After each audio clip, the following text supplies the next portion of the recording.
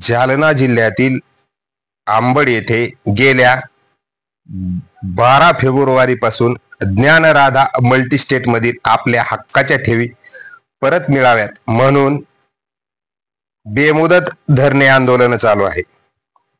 या ठेवीदारानं दिनांक 22 मे रोजी पोलीस अधीक्षक कार्यालय जालना येथे मुंडन आंदोलन, अर्धनग्न आंदोलन व सामूहिक आत्मदहनाचा इशारा दिला होता।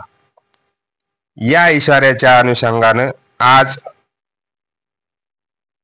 अंबड पोलीस ठाण्याचे पोलीस निरीक्षक नाचन व ज्ञानराधाचे शिष्टमंडळ यांनी ठेवीदारासोबत बैठक घेऊन आंदोलनकर्ते यांची पूर्ण रक्कम खात्यावर वर्ग करण्यात येईल असं आश्वासन दिले। या ठेवीदारानं या आंदोलना अगोदर रस्ता रोको, सामूहिक आत्महत्येची परवानगी, तहसील बंद आंदोलन, पोलीस ठाण्यावर ठिय्या आंदोलन आदी गोष्टीचाही अवलंब केला होता, परंतु तरीही संबंधित संस्थेच्या विरोधात गुन्हा दाखल झाला नाही। म्हणून 22 मे रोजी पोलीस अधीक्षक कार्यालय जालना येथे सकाळी मुंडन आंदोलन, दुपारी अर्धनग्न आंदोलन व संध्याकाळी सामूहिक आत्मदहन अशा स्वरूपाचा इशारा या ठेवीदाराच्या वतीने निवेदनाद्वारे देण्यात आला होता। याचा अनुषंगाने आज पोलीस निरीक्षक नाचन, आंदोलनकर्ते आणि बँकेचे जनरल मॅनेजर शिंदे यांची बैठक झाली। यामुळे या ठेवीदारांचं हे आंदोलन 27 मे पर्यंत पुढे ढकलण्यात आले।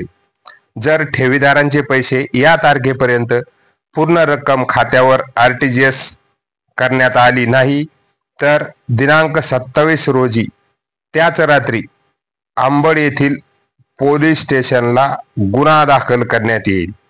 त्याबाबतची परवानगी ही जालन्याचे पोलीस अधीक्षक यांनी पोलीस निरीक्षक अंबड RK नाचन यांना देण्यात आली आहे अशी माहिती ठेवीदारानं दिली आहे। परंतु खरोखरच या ठेवीदारांच्या ठेवी 27 मे पर्यंत आपल्या खात्यावर वर्ग होतील का असाही प्रश्न उपस्थित होत आहे। कारण या ठेवीदारानं यापूर्वी वेगवेगळे आंदोलन केले, धरणेही धरलीत, रस्ता रोकोही केलाय, जिल्हाधिकारी, विभागीय आयुक्त, पोलीस अधीक्षक या सर्वांना जाऊन निवेदनही दिलीत, परंतु यांना आश्वासनापलीकडे काहीच मिळालेले नाहीये।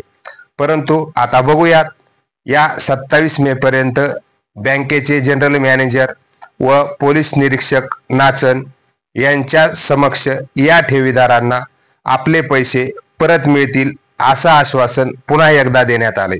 परंतु हे आश्वासन पाळण्यात येतं का नाही हे आता आपल्याला लवकरच कळेल।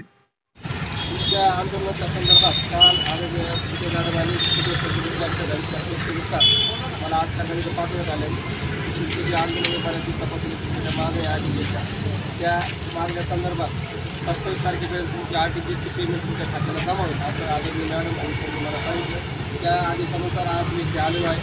त्याचप्रमाणे जी काय अमाऊंट असेल ती अमाऊंट त्या खात्याला 27 तारखेपर्यंत जमा होईल हे त्यांच्या आदेशानुसार मी तुम्हाला ते सांगत आहे।